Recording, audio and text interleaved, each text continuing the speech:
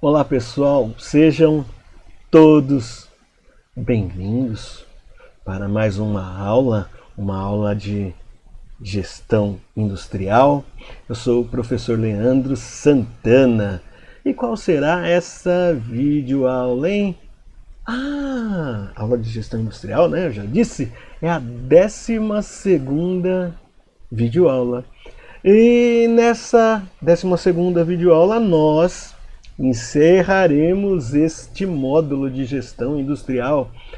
Bom, então vamos lá, né?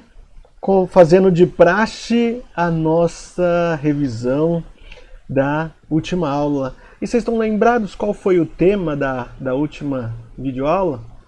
Isso, muito bem, sobre gestão de qualidade. Eu falei sobre a minha experiência, né, na área, que eu comecei em 1993 trabalhando como inspetor de qualidade, e depois eu fui, na realidade, como estagiário, né, daí fui efetivado como inspetor, depois eu me tornei um técnico, um analista, fazia auditorias de sistema de qualidade, auditorias de processo, auditorias em fornecedores e até me tornar um gestor de qualidade. Falei da ingratidão da área, né? Em que aspecto de ingratidão, né?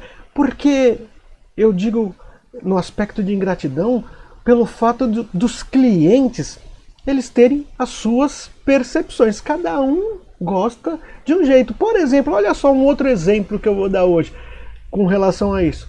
Olha, você entrega uma pizza de calabresa para o seu cliente. E aí ele te liga e fala, olha, eu não gostei dessa pizza. Essa pizza estava uma porcaria. E ele fala, por quê? Ah, porque sua pizza veio com cebola. E a pizza de calabresa vai com cebola. Porém, ele não pediu para tirar a cebola. Então, é uma ingratidão, né? Porque você procura fazer o melhor e aí, às vezes, recebe essas reclamações. Falei do estudo de caso, né? Do caso do aço, que o fornecedor queria só substituir a matéria-prima que estava com problema e eu contei, fiz uma analogia com o palmito e aí tive um sucesso na substituição do aço e além de pagar os custos que eu tive para produzir o material. Estão lembrados?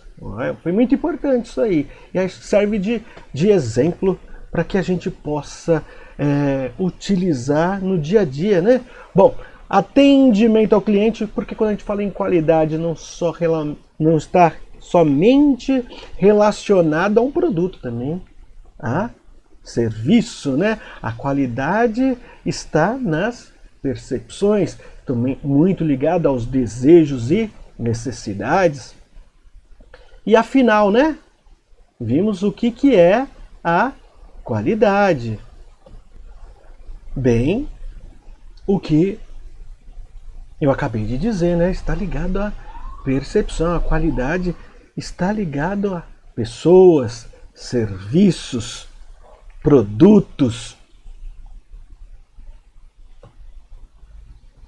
E nós vimos, né, o que representa 99,9% da qualidade.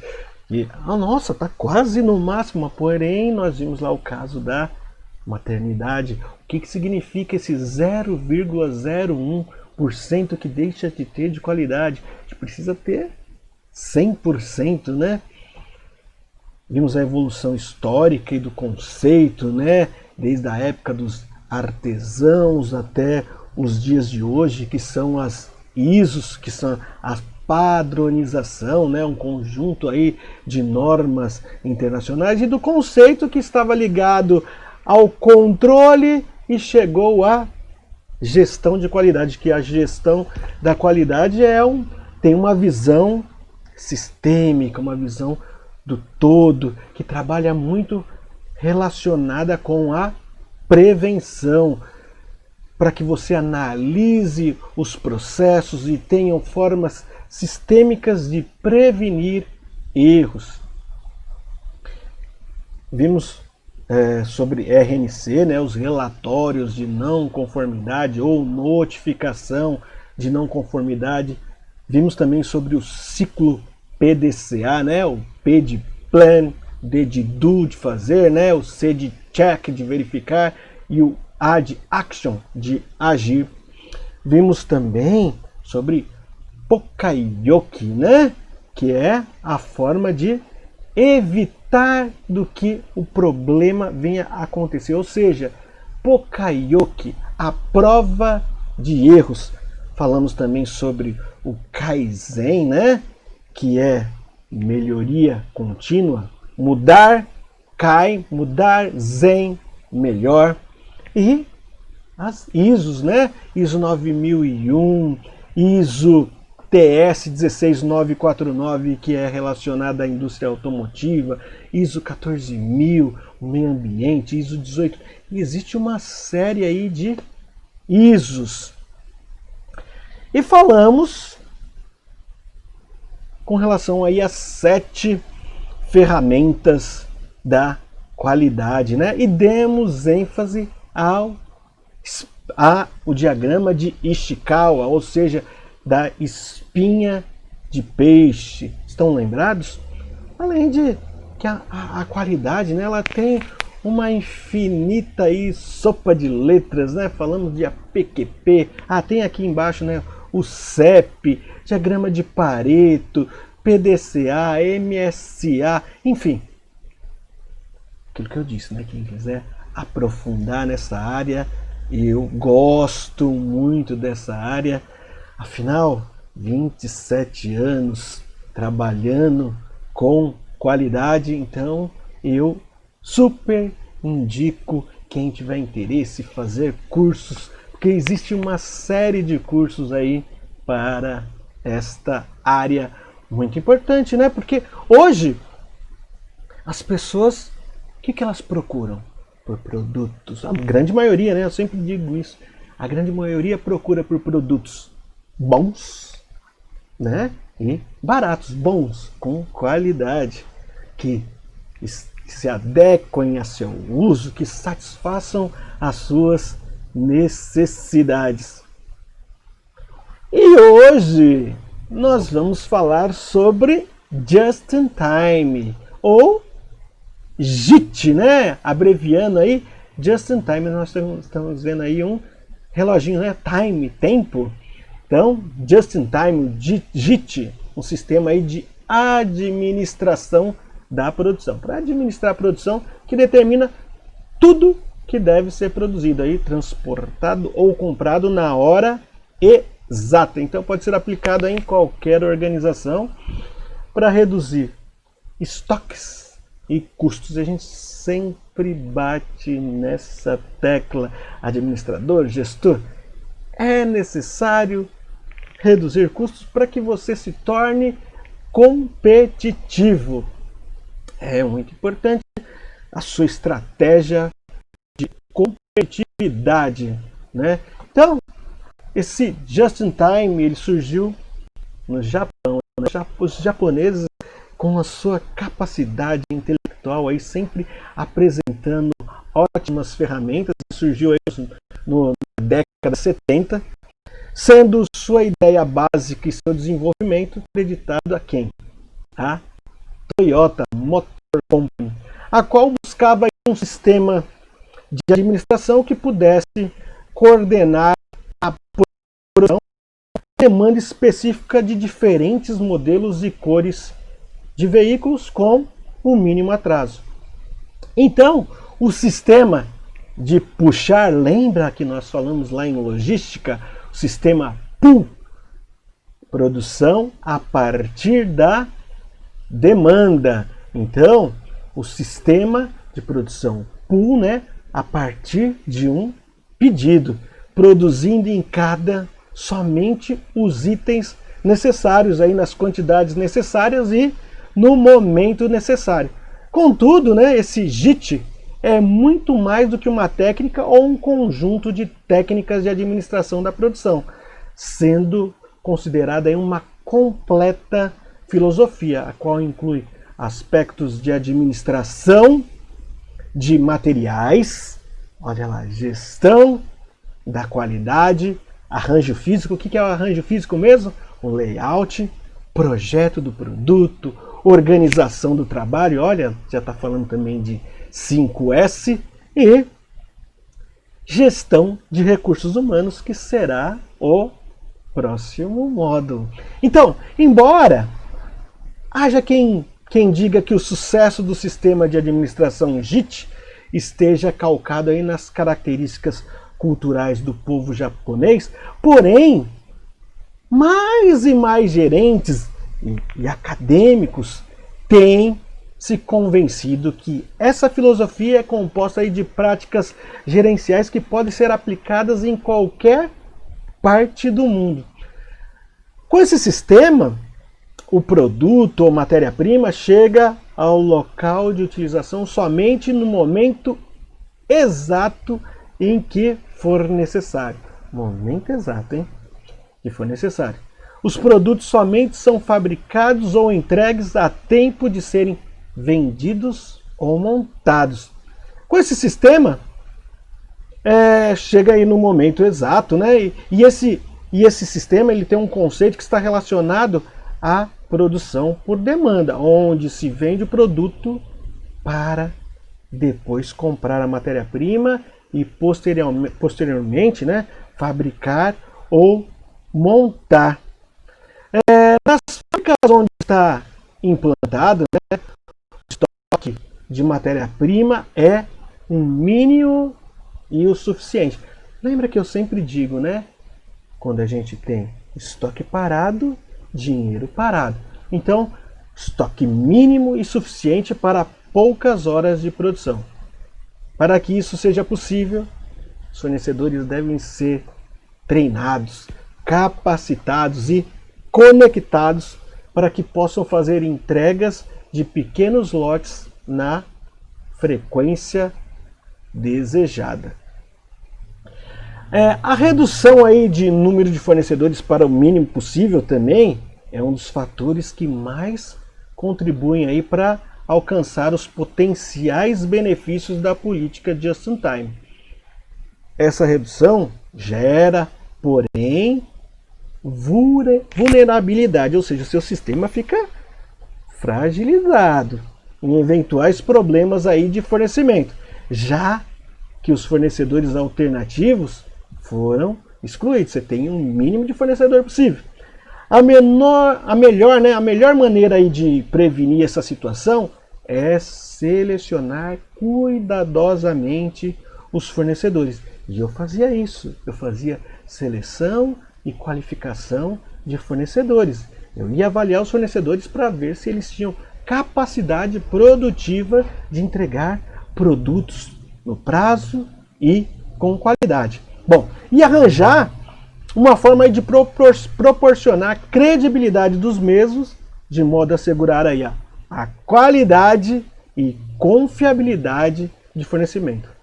Um dos casos que essa redução trouxe resultados negativos foi depois do terremoto aí que devastou o Japão em março de 2011, quando muitas indústrias ficaram sem fornecimento de matéria-prima por meses, afetando também a produção em outras fábricas aí ao redor do mundo.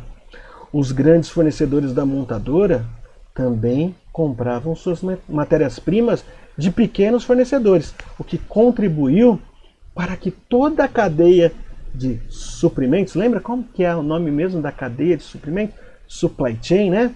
Ficasse concentrada na dependência aí de poucas fábricas, agravando ainda mais o problema nesse episódio do Japão.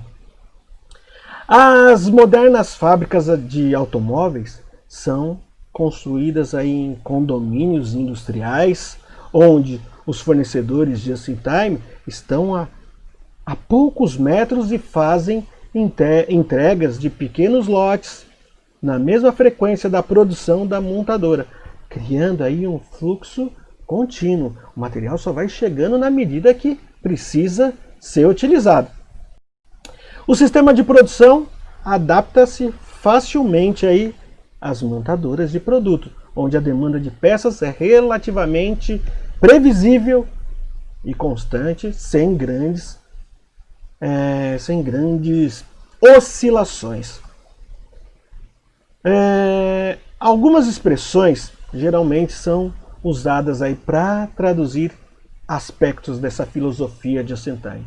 Então, um deles é eliminação de desperdícios, a manufatura aí de fluxo contínuo que acabei de falar, né? A linha trabalhando continuamente, esforços contínuos na resolução de problemas. E nós vimos, né?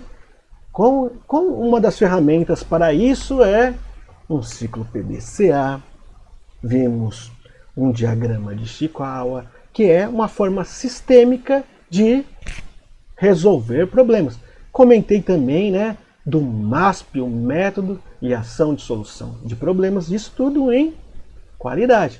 E melhoria contínua, aquilo que a gente tem que sempre bater na mesma tecla, eu preciso melhorar sempre. Bom, fim aos desperdícios e melhoria contínua. Então esse sistema ele pode ser definido como um sistema de manufatura cujo objetivo é otimizar os processos e procedimentos através aí da redução contínua de desperdícios. Os desperdícios podem ser atacados aí de várias formas. Desperdício de transporte, né? Eu estou gastando muito com transporte, eu estou desperdiçando em superprodução? Não, vou produzir aquilo também que é necessário. Desperdício de material parando, aguardando o processo. Desperdício de procedimentos, de movimentos nas operações. O que eu posso fazer para minimizar esses desperdícios aí de movimentos? De buscar um material a longas distâncias, de máquina, o posicionamento, né? O layout. Por isso tudo é estudado nesse sistema para fazer a melhoria contínua. Desperdícios de produtos defeituosos. Então, e desperdício de estoques. Para isso, então, são colocadas aí algumas metas pelo JIT, né, o Just in Time, em relação aos vários problemas de produção. Então, quais são as metas? 0 defeito, não produzir nada com defeito. Diminuir aí o tempo de preparação de máquinas, né? Então, que lembram que eu falei? Setup é o tempo de preparação de máquina. Estoque 0, movimentação 0, quebra 0. Então, levar todos esses fatores, essas metas, para contribuir para que seja o mínimo possível. O layout do processo de produção, né, deve ser celular. Nós vimos isso em logística, o layout celular, dividindo-se os componentes produzidos em família, com determinado roteiro de produção. Lembram do roteiro de produção também em logística? E formas similares. Então, dessa forma, pode-se montar pequenas linhas de produção, células, de modo a tornar o processo mais eficiente. Reduzir aí a movimentação e o tempo gasto com setup, preparação de máquina. Bom, vamos falar uma das vantagens do JIT. Como eu sou especialista na área de qualidade, eu quero falar com relação à qualidade, né? O projeto do sistema evita que os defeitos fluam ao longo do fluxo de produção. O único nível aceitável de defeitos é 0. A pena pela produção de itens defeituosos é alta. Pesa no bolso. Então isso motiva a busca das causas dos problemas. Lembrem que em qualidade eu tenho que investigar a causa raiz do problema. Não adianta eu estar com dor de cabeça e só ficar tomando um remédio para dor de cabeça. Não, eu tenho que investigar. Da onde que está vindo essa dor de cabeça? Tá? Para que eu não fique só mascarando aí o defeito, né? Então, é fundamental que elimine essas causas de problema. Então, os operadores, os trabalhadores são treinados em todas as suas tarefas de suas respectivas áreas, aí incluindo a verificação da qualidade. Portanto, o que é uma peça com qualidade e como produzi-la. Se um lote inteiro for gerado por peças defeituosas, o tamanho reduzido dos lotes minimizará, né, o número de peças afetadas. Então, o aprimoramento de qualidade faz parte da responsabilidade dos trabalhadores da produção, estando incluindo aí na descrição de seus cargos. Olha, responsabilidade pela fabricação de peças sem defeito. Porém, todo sistema, né, também tem as suas limitações. E uma das principais limitações do JIT estão ligadas aí à flexibilidade de faixa do sistema produtivo, no que se refere à variedade de produtos oferecidos ao mercado e a variação aí de demanda de curto prazo. Então, o sistema JIT ele requer que a demanda seja estável, para que consiga aí um balanceamento adequado de recursos, possibilitando um fluxo de materiais suave e contínuo.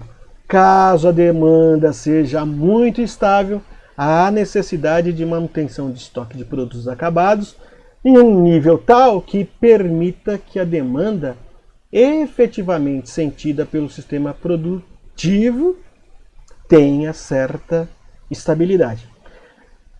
Quando a gente fala em JIT, tem um termo muito utilizado, principalmente aí pelas montadoras, que são as janelas de entrega, ou seja, todo esforço para usar essas técnicas do just-in-time está relacionada ao aumento de competitividade, ou seja, na qual as montadoras começam a pressionar para redução de estoques, entrega diária, em janelas de entregas programadas e sequenciadas. Agora, se você tem uma janela de entrega e não cumpre com o horário da janela, a quantidade da janela, tem uma penalidade. Você quando vai fornecer para uma montadora, você assina um contrato. E se você não cumpre com isso, você paga taxas, pagamento de taxas, ou seja, multas por entrega fora das janelas programadas. E essas multas são altíssimas. Então, uma das ferramentas aí que contribui para o melhor funcionamento desse JIT é o Kanban. A gente vai ver daqui a pouco sobre o Kanban. Então, just in time, o que seria, né? Resumindo, just in time, no tempo certo. Se for dar o pé da letra, no tempo certo. Mas ele é muito mais do que isso. Ele é no local certo e na quantidade certa. Então, no tempo, no local e na quantidade necessária. Bom, como eu disse, né? Vamos falar sobre o sistema Kanban. Olha só, bem aqui abaixo, né? O que eu preciso fazer, o que eu estou fazendo e o que está feito. Então nós estamos vendo aqui mais abaixo, né, as cores e vamos entender aí esse sistema, né? Então Kanban, sistema que utiliza cartões aí de cores ou tamanhos diferentes para designar, especificar tarefas. Bom, esse sistema, né, no Ocidente chamado de sistema Kanban, é o nome dado aos cartões utilizados aí para autorizar a produção e a movimentação de itens ao longo do processo produtivo. Então, dessa forma, se aprimora a administração a partir de cartões de sinalização para controle de fluxo. Assim, se sabe quais as tarefas que precisam ser feitas através aí desses cartões. Então, estão sendo feitas e as que foram concluídas. Lembra que eu disse aqui, né? Ele normalmente é utilizado em empresas de produção para indicar o funcionamento dos fluxos de produção. O Kanban é um sistema aí que visa aumentar a eficiência de produção, otimizar seus sistemas de movimentação, otimizar sistemas de produção, melhorar as realizações de tarefas, auxiliar na conclusão das demandas. Você vê, todos esses sistemas que nós estamos vendo em gestão industrial, vemos em logística, vemos em administração, são ferramentas de melhoria contínua para aumentar produtividade, aumentar a competitividade. Então, Kanban também conhecido aí como método de gestão industrial, faz parte aí, como eu já disse, né, de uma das técnicas desenvolvidas pelos japoneses, da Toyota, dentro do modo de produção just in time. Ou seja, o Kanban não é o JIT, não é o just in time, mas sim parte dele. Então, o Kanban é parte do sistema just in time. E ele está baseado em referências visuais que são atreladas aos produtos, lugares comuns, murais aí das linhas de produção, ou até mesmo em computadores que utilizam uma espécie de método Kanban eletrônico aí para funcionar. Então, como isso mudou? Com a crise de 1929, o cenário mudou drasticamente nos Estados Unidos e em todo o mundo. O consumo ele caiu radicalmente a produção industrial. Em um primeiro momento, continuou produzindo, lembram? Em larga escala. Isso fazia com que os produtos não fossem vendidos. Não adiantava eu produzir muito e ficava com o estoque parado. E começavam aí a encalhar o estoque das montadoras, concessionárias, até ficarem sem um preço competitivo para comercializar. Então, com esse processo de queda de preços, os trabalhadores começaram a ser demitidos, intensificando ainda mais o processo de recessão da economia americana. Pensando nisso, os industriais japoneses se deram conta de que é importantíssimo que os setores da produção nunca entrem em descompasso. Ou seja, não faz sentido continuar produzindo sem giro. Lembram? Giro de estoque? Isso, eu produzo e vendo, produzo e vendo. Lembra, quanto maior o giro, né, era melhor? Então, sem giro ou escoamento da produção em tempo hábil para manter a produção em ritmo normal ou acelerado. Por isso, a produção deveria ser deslocada para a movimentação e saída de mercadorias, e não do potencial de produção ou da capacidade de armazenamento aí das fábricas.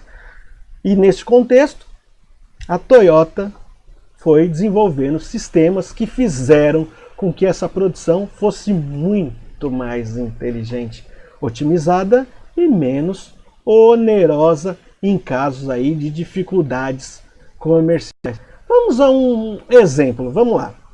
Como isso funcionaria dentro de uma montadora de veículos? Suponhamos que esteja sendo produzido um lote de 200 carros, 200 unidades, mas os processos só avançam em séries de 20 em 20. Então, de acordo com a demanda do próprio processo produtivo e da movimentação de suas partes, nesse sentido, quando a 20ª unidade passar pelo primeiro processo, ele terá um adesivo solicitando ao profissional responsável que se comunique com o profissional encarregado do setor anterior. Assim, pode fazer a liberação de mais 20 e procederá o setor posterior e todos os outros setores da linha de produção. Isso significa uma produção mais lenta? Seria? Não necessariamente. A produção acompanhará o ritmo de consumo e giro das mercadorias. Se o consumo estiver intenso, a produção acompanhará o giro. E o inverso também acontece. Esse sistema não representa necessariamente menos agilidade, mas certamente mais eficiência. E principalmente um uso mais responsável e sustentável dos recursos mecânicos, humanos e financeiros da empresa. Tá? E também não podemos esquecer dos recursos materiais, que vai potencializar rendimentos. Sendo parte das técnicas do toyotismo e da política just-in-time, o Kanban ainda se atualiza e ganha novas possibilidades, com a modernidade, com aplicativos e programas especializados que dinamizam e otimizam o processo organizacional aí das linhas de produção, possibilitando a todas as engrenagens de um sistema a devida participação, comunicação e ação nos processos produtivos dentro do tempo necessário para não sobrecarregar e nem deixar ociosos funcionários e maquinários. Também preciso falar, que tem desvantagem. E como o sistema Kanban prevê a manutenção de certo estoque de componentes entre os centros de produção, conforme eu já falei, se houver uma variedade muito grande de produtos e componentes, o fluxo de cada um não será contínuo, e sim intermitente, gerando altos estoques em processo para cada item, principalmente considerando-se a demanda de cada um. Isso contraria uma série de princípios da filosofia de just-in-time, comprometendo aí a sua aplicação. Outro problema resultante de grande variedade de produtos será a consequente complexibilidade aí dos roteiros de produção. É um sistema muito bom. Então, a utilização de um sistema permite um controle detalhado aí de produção com informações sobre quando, quanto e o que produzir. Olha só as cores aí e também os seus significados, Vermelho, quando o estoque estão baixos, necessitando de reposição urgentemente. Então, um quadro aí de Kanban que fica disponível nas áreas de produção, ou também pode ser em televisões, sistemas eletrônicos, que tem empresas que adotam dessa maneira. Amarelo, quando estão a nível médio, portanto necessitam de atenção quanto à produção para disponibilidade. E verde, quando estão abastecidos aí, provocando descontinuidade na produção. MRP. Então, MRP, Material Requirement Planning, ou planejamento aí das necessidades de materiais, é uma técnica que vai determinar aí a programação de materiais necessários para atendimento de uma demanda de produção. Ou seja, ele é um sistema, para verificar as necessidades de matéria-prima, de componentes, em que momento que eu preciso entregar ao meu cliente, Então, O MRP, parte da definição de quais produtos devem ser produzidos, vai gerar aí a programação das necessidades dos materiais para que a produção seja relacionada. Então, o que eu preciso comprar? Tá? O que eu preciso produzir, né? Quais os produtos intermediários a serem fabricados e em que prazo. Então, vamos lá. Conceito do MRP é obter o material certo, no ponto certo, no momento certo. Ou seja, existem sistemas, né? Dentro dos sistemas ERP, o sistema integrado, existem o MRP, né? Para fazer esses cálculos de necessidade de material para que ele esteja no material certo, no ponto certo e no momento certo. Então, olha só, as necessidades de produção, né? São emitidas ordens de produção e as ordens de compra, e quando se inicia e quando deve finalizar, que momento eles devem estar disponíveis de acordo aqui, ó, com um cronograma de produção. E para finalizar, né, a nossa videoaula, são coisas tudo que nós já também falamos aí no decorrer do nosso curso, principalmente em logística, e que tem também nessa apostila.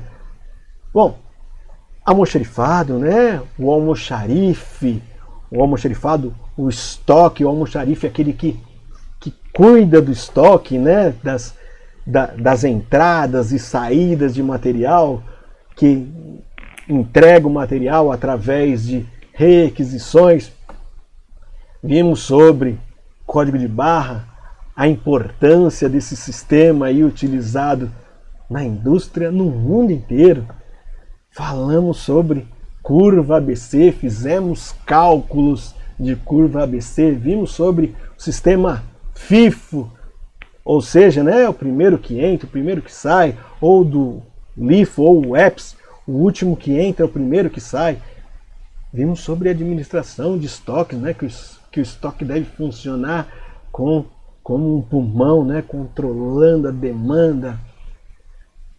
Falamos também sobre a ficha de controle, fizemos muitos cálculos, olha só, lá que a gente quebrou a cabeça nisso, né? Uma coisa simples, fizemos até a dinâmica em sala de aula, as pessoas eram produtos, eram um estoque e entravam. Lembra daquela frase? Toda vez que eu movimento estoque, eu atualizo o saldo. Isso mesmo. E logística, né? Nós temos um conteúdo todo, todas as videoaulas, todos os slides estão disponíveis para vocês. E aqui chegamos no fim de mais uma videoaula. Não esqueçam de dar o joinha, de colocar o nome completo, a sua turma, para que vocês possam ganhar aí o seu like da presença e também o coração do ponto adicional. Até a próxima aula, até o próximo módulo, que será um módulo de RH. Espero que vocês tenham gostado muito, né? Até o momento, né? Administração, logística e gestão industrial. Vamos fazer uma pequena avaliação? O que vocês acham? Espero os comentários. Um forte abraço a todos e até a próxima videoaula.